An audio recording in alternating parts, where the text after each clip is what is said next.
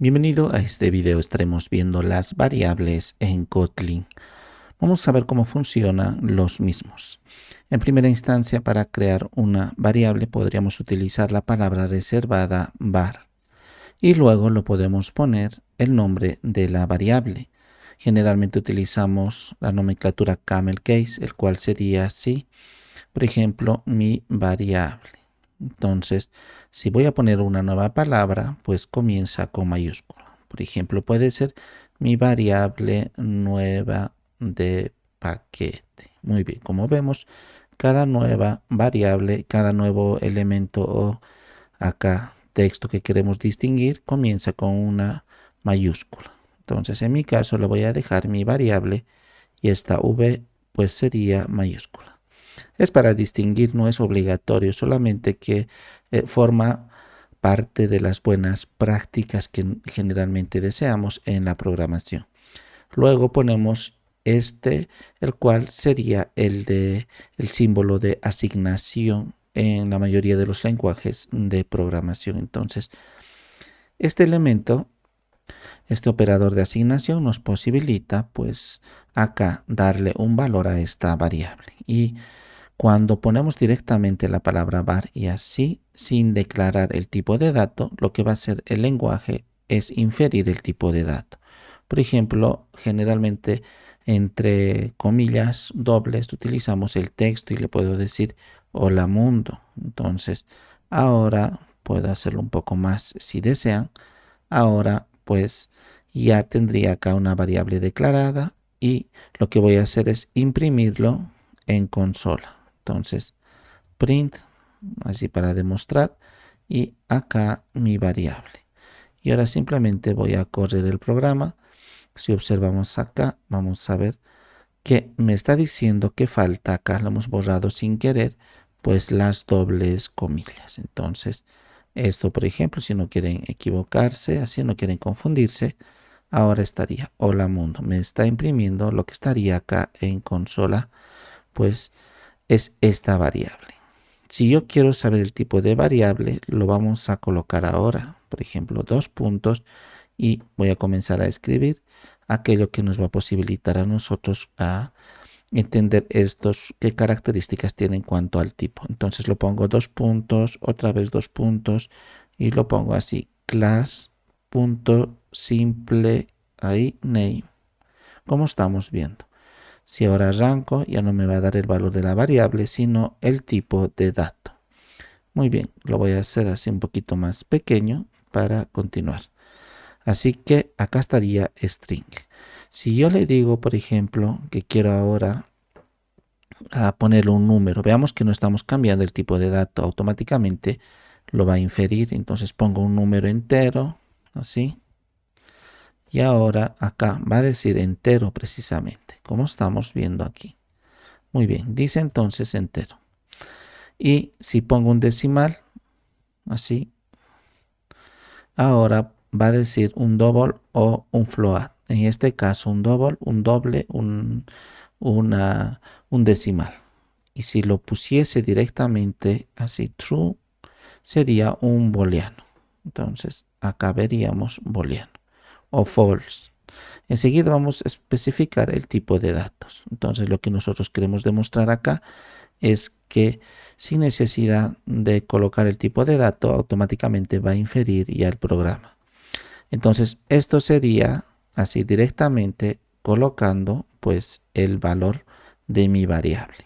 Muy bien, ahora otra forma sería especificando el tipo de dato. Entonces pongo dos puntos y la mayoría, porque estas son palabras reservadas que sí o sí tenemos que respetar, eso, entonces parte de la sintaxis del lenguaje de Kotlin, tiene que empezar con mayúscula la primera letra, es obligatorio. Entonces le digo dos puntos y ya le estoy diciendo de inicio que va a ser un entero. Entonces tengo que poner sí o sí un número entero. Acá ahora cuando vemos, pues me dice efectivamente que es entero. Si yo intento poner un decimal, probablemente me dé error o advertencia. Me dice acá el tipo que nosotros hemos inicializado. Por ejemplo, Kotlin esperaba un entero, acá, como porque hemos puesto aquí entero, aquí, pero actualmente es un doble, entonces es un decimal. Entonces hay ahí un conflicto. Así que si digo que va a ser entero, pues tiene que ser un número acá sin decimales. Muy bien. ¿Y qué tipo de datos manejamos? Los principales, vamos a ver acá, serían los siguientes. Este es entero para números enteros. Para decimales vamos a escribir a lo largo de los diferentes tutoriales, vamos a escribir así doble. Entonces ahora puedo ponerlo pues lo que sería los decimales con el punto respectivo. Acá estaría. Si quiero una cadena de texto, pongo string. Entonces ahora tendría que poner ahí dentro de las comillas dobles. Entonces acá es un string. Y si voy a poner así un boolean, así me dice que esta es una variable lógica. Y la variable lógica pues solo tiene dos estados. Acá true se escribe con minúscula todo. Y aquí me dice, entonces boolean y false. Los dos estados, verdadero o falso, como estamos observando. En otros lenguajes es el false equivale a 0 y el true, que sería verdadero, equivale a 1. O sea, es como decir encendido, apagado, 0, 1. Es más o menos el equivalente a lo que utilizamos, pues el código binario, solamente dos estados nada más. Entonces, acá en el booleano, pues manejamos dos estados, falso o verdadero. Entonces, hay verdadero o falso. Entonces los dos en inglés y en minúscula, todo eso. Son palabras reservadas. Eso nos ayuda muchísimo y de hecho mucho del código se maneja con booleanos para evaluar la situación. Si ustedes quieren ahora, pues podríamos hacer, por ejemplo, aquí yo le podría decir, de hecho ya sabemos los datos acá, pero podríamos decirle así. No vamos ahora a escribir la sintaxis, sino la lógica que nos interesa. Por ejemplo, a veces evaluamos así. Entonces, nosotros así hacemos la evaluación y decimos, muy bien, cualquier comparación aquí va a dar como true o como false. Entonces, así, cualquiera de los dos. Por ejemplo, esto puedo llamar a mi variable. Como se supone que es un booleano, va a dar o true o false. Y muchas veces, pues hacemos comparaciones. Entonces, acá ponemos si la variable 1 es idéntica a la variable 2 y también la variable 3 es mayor a la variable 4 y así sucesivamente. Entonces hacemos muchas comparaciones y al final de cuentas pues esperamos solamente dos estados, o true o false, uno de los dos, y evaluamos eso. Entonces si acá nos da true, se ejecuta un código interno entre las acá llaves. Y si da false, o sea, me manda de aquí, así, me manda la variable con false, entonces ejecuta el segundo código. Así es generalmente como funciona pues esto. En otro video vamos a ver lo que serían los operadores, en este caso las estructuras condicionales y las repetitivas. Muy bien.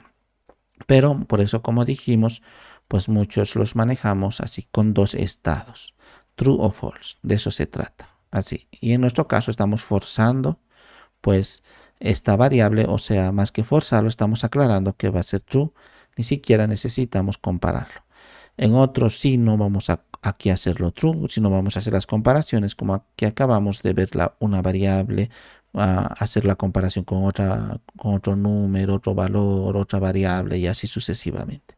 Pero al final de cuentas, lo que me va a lanzar esto serían estos dos estados nada más. Por lo tanto, aquí, por cuestiones didácticas, veamos. Voy a comentarlo, sí, muy bien. Entonces, acá me interesa lo siguiente. Los tipos de datos hemos dicho enteros y hemos dicho que comienzan así con la palabra mayúscula. Enteros, ahí, que sería luego decimales. Luego tendríamos acá lo que sería, por ejemplo, el string, que sería una cadena de texto, ahí. Y luego el booleano. Muy bien. Ahora existen, pues, otras alternativas a estos 4 elementos esenciales. ¿Cuáles serían ellos? Pues en los tipos de datos que maneja Kotlin tendríamos a nivel de byte. Entonces, muchas veces escribimos así. Entonces, en este momento, pues, no lo vamos a ver esos datos, ¿sí? Entonces, vemos cómo, pues, no está registrando el mismo. Entonces, no lo vamos a ver ahora. Solo los vamos a mencionar. Y aquí está mal escrito. Hemos puesto una S de más. Entonces, cuando corro, ahora sí sería un byte. Luego tendríamos el short. Este de byte, por ejemplo, vale 8 bits. Entonces, así, por eso no vamos a entrar en profundidad. Si escribo aquí, pues short, estamos hablando de números, entonces vale 16 bits. Este sería un short, un número corto. Luego, el que vamos a utilizar todo el tiempo sería este entero. Y otro número largo sería long. Entonces, así, un número largo. Podemos poner mucha cantidad. Este entero más que todo trabajamos porque este 32 bits significa que podemos poner gran cantidad de números, siempre nos va a alcanzar. Pero a veces cuando necesitamos demasiados números utilizamos este long. Por eso son alternativas que dijimos que no estamos especificando en este video. Simplemente les estamos mencionando pues para qué sirve y cómo poner acá directamente la palabra. Entonces, estos que acabamos de mencionar son generalmente números enteros, así, los bytes, así, byte, short, el entero que vamos a utilizar todo el tiempo y el número largo, acá, de 64 bits. Muy bien, entonces esos son enteros. En cuanto a decimales, pues acá todo el tiempo estamos utilizando este doble de aquí. Entonces ponemos así, decimal. Si ahora corro, vemos que acá me dice pues doble. O puede ser float también. Entonces float, pero este float, si no me equivoco, se pone aquí una F para aclarar que va a ser aquí un float. Esto me estoy equivocando, es que no utilizamos mucho el float. Al final se pone el F. Entonces ya estaría acá. Vemos que es un float. Muy bien. Entonces el F se pone al final. Es que en sí el float, por ejemplo, es de 32 bits, más o menos como 7 decimales me permite, pero utilizamos a veces el double porque sería de 64 bits y más o menos de 15 a 16 decimales nos permitiría. Entonces, por eso, para poder compensar o tener nosotros, pues podemos poner directamente double. En programación, así ya no pongo la F, en programación, pues sabemos que queda restos, o sea, una casilla con memoria se tiene que llenar cuando nosotros decimos el tipo de dato y, y llenemos o no llenemos esa casilla, como ya hemos dicho, cuántos bits va a ser, pues se supone que tendría que ocupar eso. Pero en los lenguajes modernos hay un recolector de basura, así que lo que no se va a usar al mínimo posible lo reduce en la memoria. Entonces no es obligatorio llenar toda la memoria si este sería el doble de 64 bits ocupa una cierta cantidad de memoria, entonces el recolector de basura automático va a decir no está ocupando todo lo que debería ocupar, así que no hay problema, lo reducimos al mínimo posible. Entonces eso es importante. Muy bien. Y luego, en cuanto a la cadena de texto, por ejemplo, aquí hemos utilizado todo el tiempo esto. Entonces, acá, si queremos especificar mejor, pues hemos dicho esto que podría ser así, bytes, como un derivado más o menos, shorts, y luego hemos dicho long. El entero ya está aquí. Y en cuanto a la variante, acá float. Entonces, en este momento lo voy a poner así. Y en el string su variante puede ser char. Entonces generalmente manejamos un solo carácter. Y el booleano pues es el mismo. Entonces esto de string ya sabemos que ponemos así. Y entre comillas dobles le puedo decir la cantidad de contenido que yo quiera. Entonces ahora cuando arranco pues estaríamos diciendo que va a ser un string Pero si yo le digo char, así, generalmente manejamos así caracteres de un solo, pues de un solo valor, si queremos decirle, por ejemplo, solo la A nada más. Entonces, o solo la B, la C y así sucesivamente. Entonces, un char, el mínimo, la mínima expresión del mismo. Muy bien. Y el booleano ya sabemos. Entonces, estas serían pues las alternativas para las variables. Muy bien. Aclarando eso, pues la mayoría de las veces vamos a utilizar directamente el entero, el double, el string y el booleano. Muy bien. Eso. Entonces, ustedes deciden si lo van a colocar el tipo de dato o que automáticamente infiera el sistema. Y eso ya depende de ustedes. Entonces, vamos a seguir acá imprimiendo solamente por la facilidad que representa, e incluso otros lenguajes de programación modernos como Kotlin, pues dicen que aunque sí se podría forzar el tipo de dato, es mejor no hacerlo, tenerlo así, más o menos como si fuese pues dinámico. ¿Qué significa esto de dinámico? Si yo lo pongo hola mundo, este ahora es un string. Muy bien. Y las variables en todos los lenguajes de programación, por eso viene el nombre de variable, puede variar su valor, podemos cambiarlo su valor. Y le digo ahora ya no va a ser hola mundo, voy a decir estar feliz todo el tiempo. Muy bien. Ahora cuando ejecuto, vemos que ya no va a decir aquí hola mundo, sino dice su nuevo valor. Muy bien, entonces, pero ¿qué pasa si esto ha comenzado con un string y luego yo lo pongo un número entero? Entonces, acá me dice que no se permite ese tipo pues de transformaciones o conversiones. Tendríamos que hacer una conversión de dato directamente, o sea, no podemos hacerlo de esta manera, sino utilizando algún método, algo para hacer la conversión de cadena a texto o de texto a cadena y esas cosas. Entonces, no podemos hacerlo de esta forma. En algunos lenguajes muy versátiles como Python, entonces sí se permite, pero aquí no. La mejor forma de hacer una conversión pues sería utilizando aquí la posibilidad de que sea pues dinámico. Entonces aquí lo pongo en i así. Entonces ahora ya la conversión va a ser pues de cualquier tipo de valor, en este caso de una cadena de texto a un entero o un decimal. Entonces así. O viceversa, puede ser acá un entero y luego convertirlo en decimal o en un decimal, ¿sí? Convertirlo a un entero o también de un decimal convertirlo a una cadena de texto. Entonces, esto tendríamos que ponerlo porque si lo dejamos así, pues siempre nos va a dar error o nos va a avisar que estamos tratando de hacer una conversión que en Kotlin no es permitido. En otros lenguajes como Dart generalmente ponemos así, ahí, y le ponemos dynamic. Esto significa que sería dinámico la conversión, pero acá no. Acá ponemos any. Es como decir cualquier valor va a contener. Muy bien, entonces esta es la mejor forma. Claro que también hay formas de conversión de números.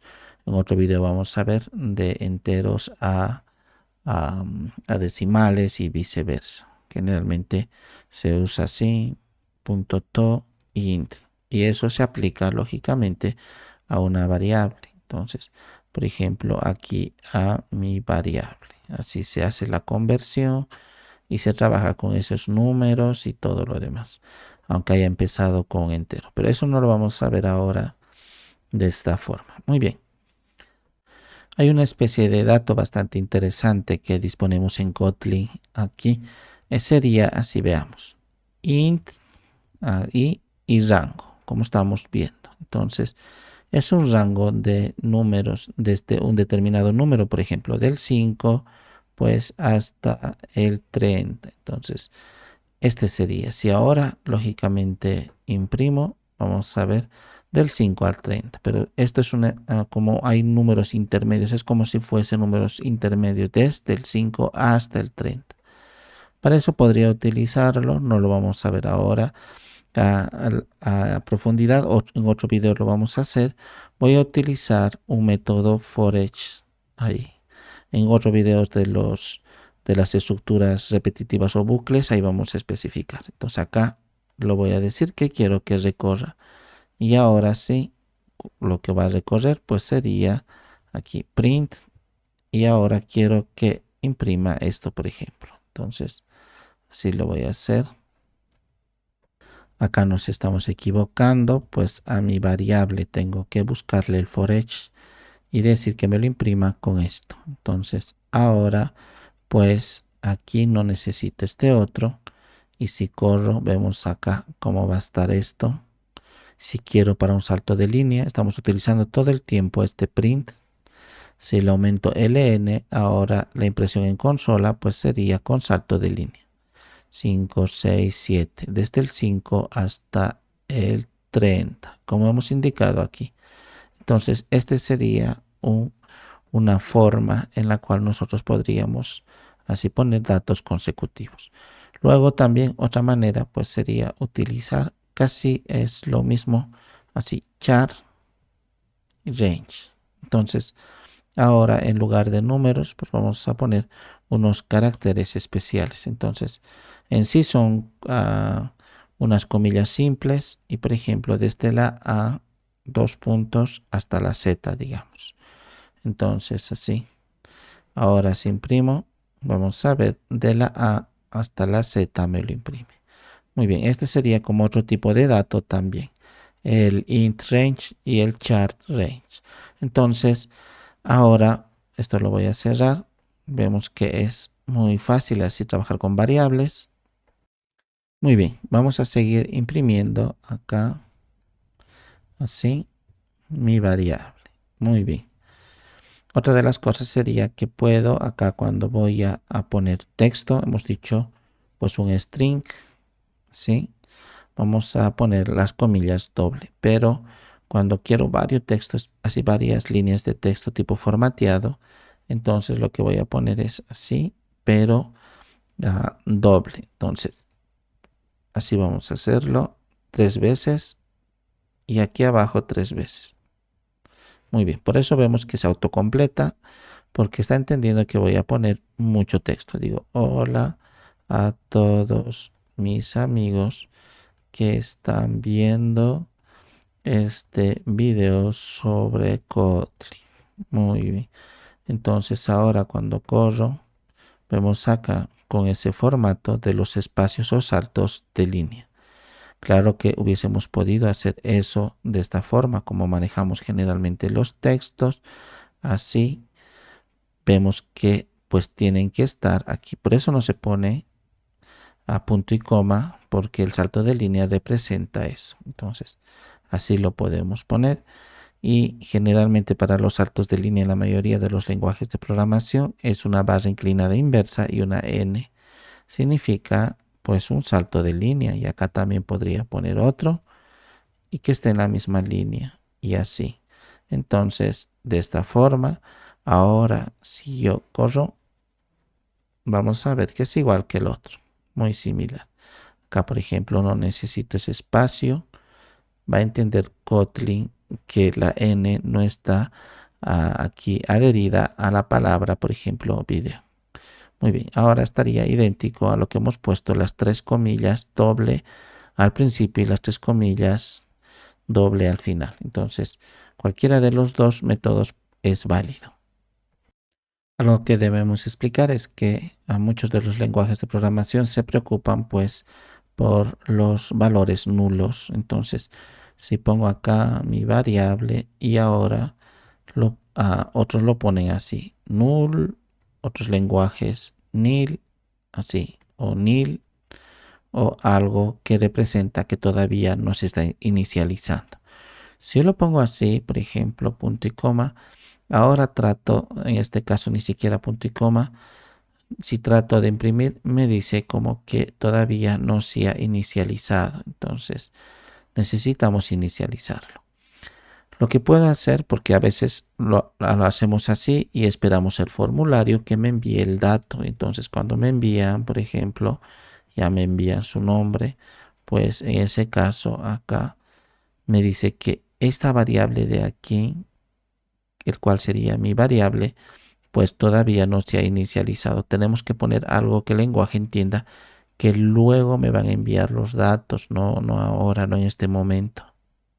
Entonces le voy a decir que estoy esperando una cadena de texto. Cuando ahora imprimo, pues ya estaría correcto. Entonces, lo único que le he aclarado es que voy a esperar acá. O sea, el otro era un tipado pues implícito, esperando que el programa pues deduzca o infiera el tipo de dato, pero en este momento a nosotros al especificar, como hemos hecho el tipado explícito, entonces estamos aclarando qué tipo de dato es. Y ya no lo he colocado así, null, entonces no, ya no ha sido necesario. Claro que si lo coloco, pues me dice acá que se supone que es un string y no es un nulo. Entonces, por eso nosotros, o sea, otro tipo de dato. Así que nosotros lo podemos dejar de esa forma, es totalmente válido. Y si realmente quiero ponerlo, pues puedo hacerlo de la siguiente forma. Entonces lo pongo signo de así, de en este caso el operador de asignación y lo pongo null de esa manera y acá lo voy a poner signo de interrogación. Entonces al principio pues este era un nulo, significaba que todavía no tiene valor, solo está declarado, no inicializado, eso significa. Y después ya cuando lo inicializo sería eso. Muy bien, tal vez este concepto de acá es como así anteriormente lo hemos hecho, así lo podemos incluso dejar, no hay problema, sí, funciona perfectamente. Entonces, los conceptos son similares en los lenguajes de programación. Este significa declarado y este ya inicializado. Y cuando los dos lo unimos, hay un tercer concepto que sería definido. Entonces así, var la variable y lo pongo hola. Entonces este ya es definido porque tiene una declaración y porque tiene una inicialización. Entonces la definición sería pues dónde va la declaración y la inicialización. Esos dos. Acá por separado lo hemos puesto, pues aquí la declaración y por separado la inicialización. Eso pues también es importante porque a veces nosotros creamos una variable y luego esperamos posteriormente que nos manden algo, un formulario o algo para trabajar con esa información. Mientras tanto necesitamos crear una variable. Otros lenguajes pues no permiten precisamente ello. Inclusive también hay otros que ponen acá, por ejemplo, antes de var lo ponen late, así, o sea, init. Es como decir, después se va a inicializar esta palabra reservada. Late, o sea, luego, más tarde, después se va a inicializar. Entonces, ahora acá vemos que funciona igual, es lo mismo. Entonces, hay múltiples maneras de trabajar con esos valores que todavía no están inicializados. Algo que aclarar también es lo siguiente. Entonces, hemos dicho variable, acá vamos a poner la declaración e inicialización juntos. Entonces voy a poner, por ejemplo, 1000. Muy bien. Y hemos dicho que una característica pues sería que puede variar aquí su valor. Entonces primero vale 1000 y luego vale 50. Cuando imprimo ahora mi variable ya no es 1000, es 50. Entonces hay situaciones donde nosotros necesitamos pues que un valor no cambie. Por ejemplo, puede ser en lugar de poner var, ponemos val. Inclusive muchos se dice que si una variable luego no va a cambiar su dato, lo pongamos todo el tiempo val y eso es mucho más seguro para que nadie posteriormente intente cambiar los valores, porque se supone que no, pues en tiempo de compilación y tiempo de ejecución, pues vamos a tener un código más seguro. Entonces, vamos a ver enseguida eso. Pongo val y le puedo decir aquí una especie de constantes, mi constante 1. Entonces, esto lo puedo decir o digamos un impuesto. Entonces, el porcentaje del impuesto y le digo que no va a cambiar generalmente según la ley, digamos que estaría 13.5. Entonces, este es un decimal. Así que al poner val, por ejemplo, aquí, le digo impuesto, aquí estaría todo correcto. Entonces, aquí está. Muy bien. Pero luego, cuando quiero cambiar a impuesto otro valor diferente, pues se supone que no deberían cambiar ese impuesto. Vemos que me dice que no se puede reasignar un nuevo valor porque se supone que esto es una especie de constante que no debe cambiar. Entonces, ¿cuál es la diferencia? Pues entre val y hay otro valor que utilizamos en otros lenguajes de programación como cons acá. Así. En vez de val lo pongo cons y ahora puedo generar aquí, por ejemplo, así. Le voy a decir una IP que estoy manejando, hagamos cuenta, o también el tradicional pi, sí. Entonces, acá lo pongo el nombre y su valor 3.1416. Muy bien. Y acá, si lo imprimo pi, va a estar todo bien. Esto hemos dicho que no podemos hacer. Enseguida vamos a explicar que no se puede cambiar el valor. Ahora, cuando ejecuto, me dice acá también que cons, pues aquí estaría cons. Vamos a ver. Aquí me estoy olvidando poner val también. Entonces, ahora sí. Muy bien. Y me dice que no es aplicable para una variable local. ¿Qué significa esto? Generalmente, pues utilizamos nosotros esto para en tiempo de acá, lo que lo llamamos en tiempo de ejecución y tiempo de compilación. Entonces, en tiempo de compilación, por ejemplo, esto de val se evalúa en tiempo de ejecución y esto en tiempo de compilación acá, cons. ¿Cuál es la diferencia generalmente? Entonces, cuando estamos hablando en tiempo de compilación, de cons, pues se ejecuta antes de que el programa como tal ya arranque y ya tendríamos que tener los valores, ya tendríamos que trabajar con ello.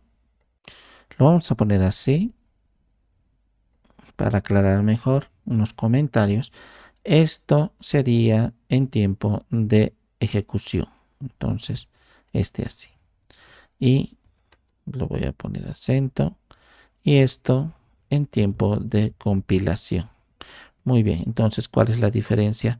Pues cuando hablamos generalmente en programación en tiempo de ejecución, el programa ya está corriendo y usa datos dinámicos. Sin embargo, acá, cuando sería en tiempo de compilación, el código es revisado y traducido antes de ejecutarse. Entonces, por eso manejamos mucho esto para que ya esté listo, el programa ya esté más o menos acá traducido con datos dinámicos. Entonces, más que todo vamos a utilizar esto cuando estamos ahora poniendo el código lo demás y esto ya en tiempo de compilación, pues cuando ya esté todo listo, cuando ya esté, me va a mandar datos, un formulario me puede mandar datos, todo ello, y ahí esto va a ser totalmente válido. Si lo ejecuto, me dice que esto es una variable local, por ejemplo, podría sacarle de aquí y ponerlo fuera del main, así. Entonces, acá vamos a ver que ya está correcto, porque en el main, pues es todo lo que estamos manejando son variables locales, lo que vamos a trabajar acá mismo. Sin embargo, esto pues tiene un mayor alcance para trabajar en otras áreas más. Así que utilizamos cons para eso. Muy bien, entonces eso lo vamos a dejar aquí al lado de este otro aquí. Así, lo voy a dejar así. Y también lo podría, pues tranquilamente, veamos así, aunque precisamente me está diciendo que deberíamos cambiar. Lo voy a dejar para que pues aprendamos mejor así. Tiempo de ejecución y tiempo ahí. Muy bien, en tiempo de compilación. Muy bien, eso serían dos formas de constantes. Generalmente utilizamos más val acá inclusive reemplazando al var que variables que no queremos pues que sus valores cambien a lo largo del programa. Hasta aquí esta parte de manejo de las variables. En otros videos vamos a ver los operadores, las colecciones también, las funciones, las clases y los objetos y mucho más en nuestro canal de YouTube.